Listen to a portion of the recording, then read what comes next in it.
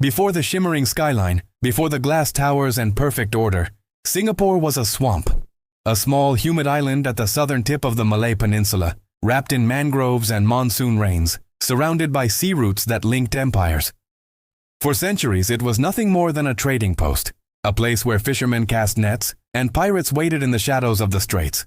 But geography would soon turn this quiet island into one of the most strategic locations on Earth. In 1819, a British officer named Sir Stamford Raffles arrived. He saw what others had ignored, not an island, but an opportunity. The British Empire needed a foothold between India and China, and Singapore's deep harbor offered the perfect gateway. Raffles struck an agreement with the local Malay ruler and founded a free port, a place where ships could trade without heavy taxes or restrictions. Within years, Singapore became a magnet for merchants. Chinese traders, Indian workers, Arab merchants, and Malay fishermen all converged on its shores. By the mid-1800s, the island was no longer a swamp. It was a crossroads of the world. But this prosperity came at a price. The colonial city was divided. Europeans in grand bungalows, Asians in crowded shophouses. Wealth flowed through the island, but few shared in it. The people built the docks and warehouses, but the profits sailed away on British ships. Then came war. In 1942, during World War II, Singapore fell to the Japanese army in one of Britain's greatest defeats. The island's defenses crumbled in a week. The Japanese occupation was brutal. Thousands died, and the illusion of British invincibility vanished forever. When the war ended in 1945, the empire's grip had loosened, and Singapore's people had seen what independence could mean. But freedom was not simple. In 1959, Singapore gained self-government under a young leader named Lee Kuan Yew, a lawyer educated at Cambridge, driven by discipline and vision. He believed that the island's only real resource was its people. He once said, "We have nothing, not oil, not land, not water, but we will have order, education, and work." In 1963, Singapore briefly joined the Federation of Malaysia, but the union was uneasy. Ethnic tensions and political clashes erupted, and after just 2 years, Singapore was expelled. On August 9, 1965, Lee Kuan Yew appeared on national television, tears in his eyes, announcing the birth of an independent nation. The world saw a country too small to survive, 700 square kilometers, no army, no natural resources, and surrounded by uncertain neighbors. Even Lee himself feared failure.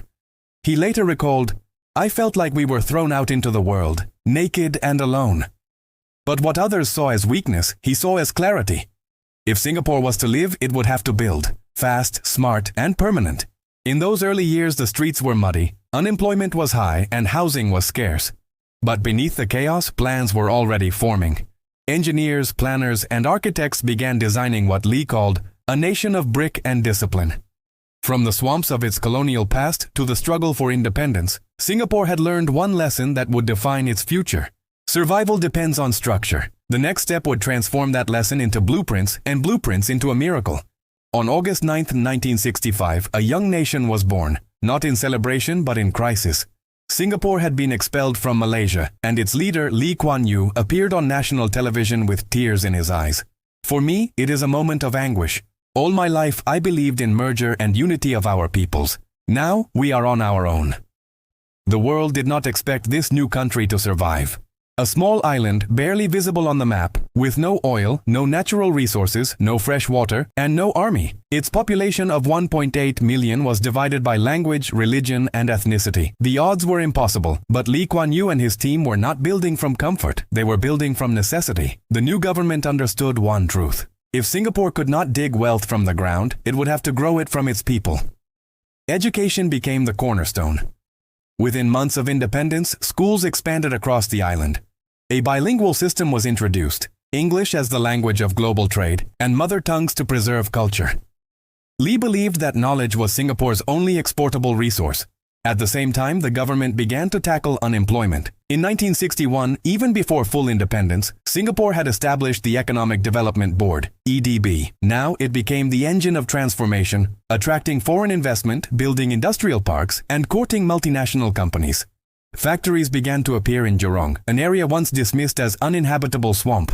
By 1970, those same swamps were home to hundreds of manufacturing plants producing textiles, electronics, and machinery for export. But there was another crisis. People had nowhere to live. In 1960, 2/3 of Singaporeans lived in overcrowded slums or squatter settlements. fires and disease were common. The government launched the Housing and Development Board, HDB, one of the most ambitious urban projects in modern history. Under the leadership of Lim Kim San, the HDB built over 50,000 apartments in just 5 years. These new homes were clean, affordable, and, for the first time, connected to modern infrastructure, electricity, running water, and sanitation. Every apartment became a symbol of progress, a physical proof that independence was not just political, it was architectural. Concrete became hope. Lee Kuan Yew and his colleagues, Goh Keng Swee, S. Rajaratnam, and others, believed that survival demanded discipline. Corruption was crushed, civil service became efficient. Laws were strict, but they created a sense of safety and order in a region often marked by instability. Foreign companies noticed, in a world of uncertainty, Singapore offered stability, skilled labor, and honesty. By the early 1970s, giants like Shell, Hewlett-Packard, and Philips had set up factories on the island. As cranes rose and ports expanded, the transformation became visible. From the air, Singapore no longer looked like a swamp, but like a machine, efficient, clean, and precise. By 1975, Singapore's GDP had doubled. The unemployment rate had fallen below 4%. Children were in schools, families had homes.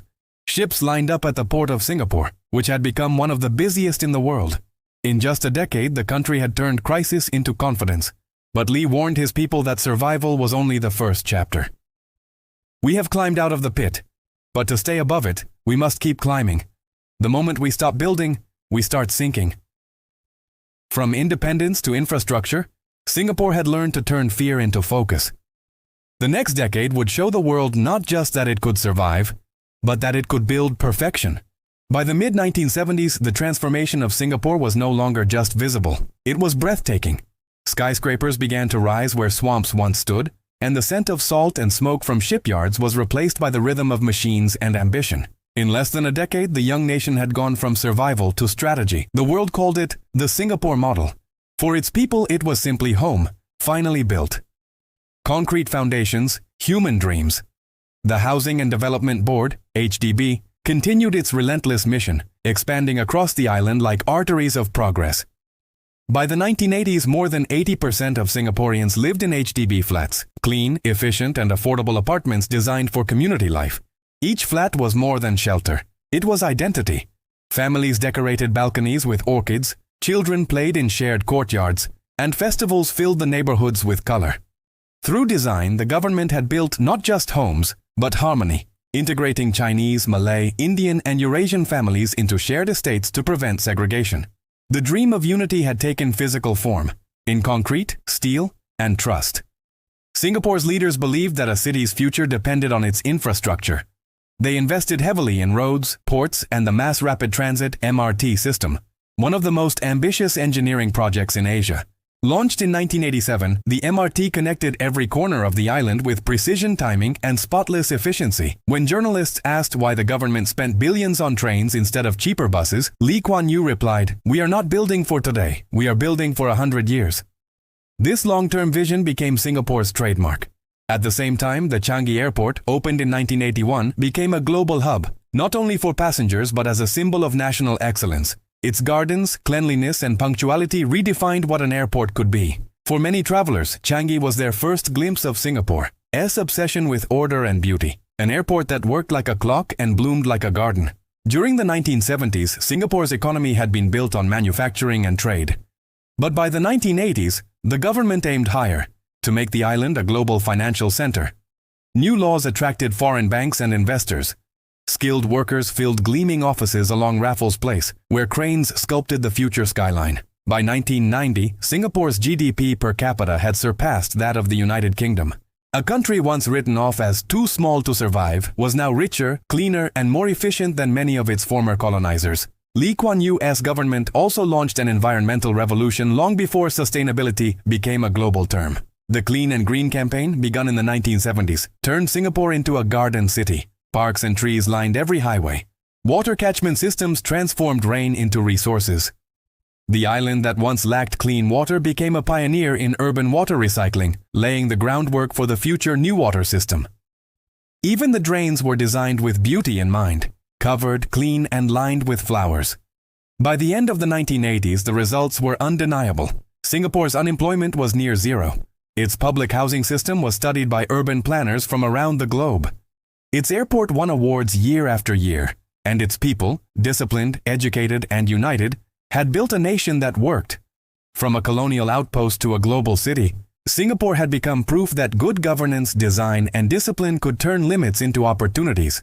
But the next chapter would take that perfection even further.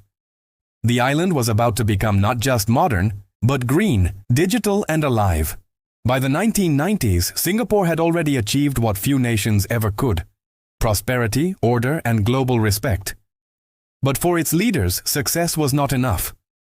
A perfect city was not one made only of glass and concrete. It had to breathe. And so began a new chapter. The Green Revolution, a transformation that turned Singapore into the world's most sustainable metropolis, decades before the world spoke the language of climate change. The idea had always been part of Singapore's DNA.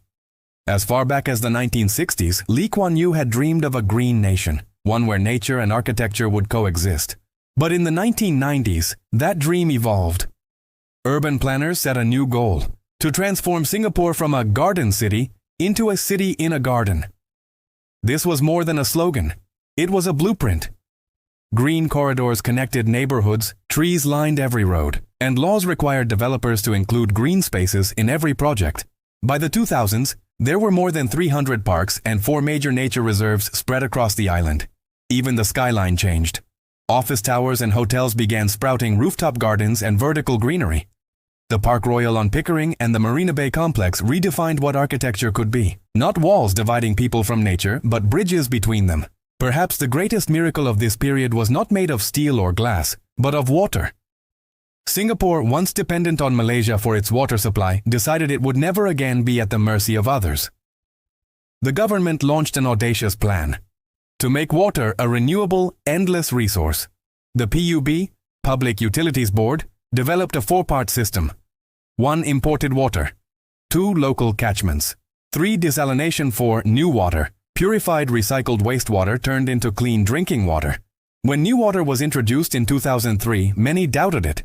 But the technology proved flawless, and the project became a global model for sustainable urban living. By 2010, Singapore could meet up to 40% of its water demand independently. As the green movement gained momentum, the government created the Singapore Green Plan 2012, setting long-term goals for renewable energy, waste management, and public transport. Hybrid buses, energy-efficient buildings, and solar testing zones became part of everyday life. At the same time, technology became the silent architect of sustainability. Sensors monitored air quality. Smart systems adjusted lighting in buildings, and recycling became mandatory. The balance between man and machine had finally been achieved. No place embodied this transformation better than Marina Bay. Once an empty body of water, now the crown jewel of modern Singapore. The Marina Barrage, completed in 2008, not only prevented flooding but created a freshwater reservoir right in the city's heart. Around it rose the Marina Bay Sands, the Singapore Flyer, and the Gardens by the Bay, futuristic greenhouses shaped like domes and super trees that glowed at night. Gardens by the Bay was not just a park, it was a statement that technology and ecology were no longer enemies, but allies. By 2010, Singapore was no longer just admired, it was studied. Urban planners from New York to Nairobi visited to understand how a dense, land-scarce island had achieved what others only dreamed of: clean air, clean streets, and clean governance. The nation's transformation had come full circle, from swamp to strategy, from survival to sustainability. But even as Singapore looked back on 4 decades of miracles, its eyes were already fixed ahead, toward a future where intelligence, not size, would define power. The island was ready for its next identity: the smart nation. By 2010, Singapore had become one of the most advanced and livable cities in the world. But for a nation built on constant reinvention, standing still was never an option. The next challenge was not just to build higher or greener, but smarter. In a single generation, the island had risen from poverty to prosperity, and now it sought to transform from efficiency to intelligence. Thus began Singapore's newest evolution, the Smart Nation era. In 2014, Prime Minister Lee Hsien Loong, son of Lee Kuan Yew, stood before the nation and declared a bold new mission. Our vision is for Singapore to be a smart nation, one where people live meaningful and fulfilled lives, empowered by technology. The goal was clear: make technology invisible, yet everywhere, embedded in every building, every street, every service. The Smart Nation Program Office was established to connect every corner of the country through data and design. From sensors on lampposts to AI-driven traffic systems, Singapore's cityscape began to hum with silent intelligence. Citizens used one digital ID to access healthcare, banking, education, and public services. Paper disappeared, bureaucracy faded, even waste collection and parking became automated, monitored by real-time systems. For most cities, technology is an addition. For Singapore, it became an ecosystem. The Punggol Digital District, launched as the city's first fully integrated smart community, became a model for sustainable urban living. Smart homes automatically adjusted temperature and lighting. AI predicted energy needs. Autonomous buses and delivery robots quietly navigated the streets. At the same time, innovation districts like One North and JTC Launchpad turned the island into a laboratory for tech startups, robotics firms, and AI research centers. Singapore was no longer just a place. It was a prototype of the future. Even as the city became more digital, its connection with nature deepened. The Singapore Green Plan 2030 set ambitious targets: reduce waste by half, run on 50% clean energy, and plant 1 million more trees. New architectural marvels rose in harmony with the environment. The Oasia Hotel downtown, wrapped entirely in living plants. The Jewel Changi Airport, with its breathtaking rain vortex, the tallest indoor waterfall on Earth. Technology served beauty, and beauty served sustainability. When the world faced the COVID-19 pandemic in 2020, Singapore's Smart Nation infrastructure became a lifeline. Digital contact tracing, remote learning, and AI-guided healthcare allowed the city to adapt faster than almost any other nation. Crisis, once again, had revealed the strength of design. And as other nations struggled with misinformation and inefficiency, Singapore's citizens used a single app, SingPass, to manage everything from vaccinations to taxes. Efficiency had evolved into trust. Today, Singapore continues to lead global discussions on AI ethics, sustainability, and city planning. It is home to some of the world's smartest infrastructure, and yet its success is not measured in technology, but in balance. From the swamps of 1819 to the skyscrapers of 2025, Singapore has shown that the greatest technology is vision, the belief that intelligence and humanity can coexist. Standing under the glowing super trees at Gardens by the Bay, one realizes that the story of Singapore is not just about construction or progress. It is about the power of imagination turned into architecture. Here, every light that shines in the night is proof that the future is not something to wait for. It is something to build. From a forgotten swamp to a city of glass and gardens, Singapore stands as proof that greatness needs no vast lands, only vision. Here, discipline replaced luck, design replaced chance, and imagination became law. Every road, every tower, every drop of water reflects a single idea: that perfection is not found, it is built. Singapore is not a miracle, it is a blueprint, a living reminder that when purpose meets patience, a city can become an idea and an idea can build the world.